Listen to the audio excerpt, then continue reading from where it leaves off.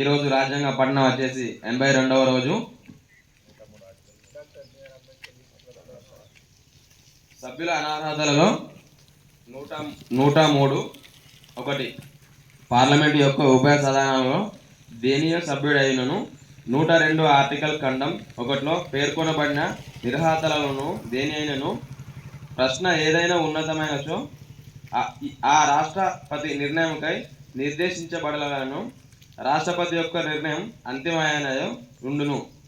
2. అలాంటి దేనియ ప్రశ్నపై ఏదేని నిర్ణయం చేయుటకు పూర్వం రాష్ట్రపతి ఎన్నికల కమిషన్ను యొక్క అభిప్రాయాన్ని గైకొని అలాంటి అభిప్రాయానుసారం వ్యవహరించవలను. 104. ఏ వ్యక్తి అయినయో తాను 99వ ఆర్టికల్లోను అవసరాన్ని పాటించుటకు పూర్వం లేక పార్లమెంటు యొక్క ఉభయ సదనాలలో దేని సభ్యత్వానికై తాను నిరర్హుకాడని పార్లమెంటుచే చేయబడిన ఏదేని శాసనం యొక్క నిబంధనల ద్వారా తాను పార్లమెంటు యొక్క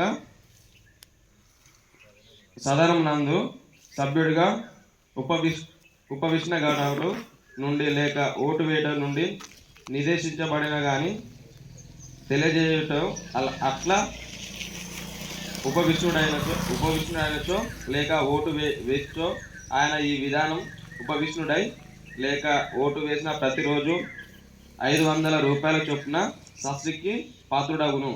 దానికి కేంద్రానికి బాకీ ఉన్న రుణం వల్లే ఆయన నుండి వసూలు చేయవలను. జై భీమ్. జై భారత రాజ్యాంగం. అంబేద్కర్ ఆలోచన విధానం.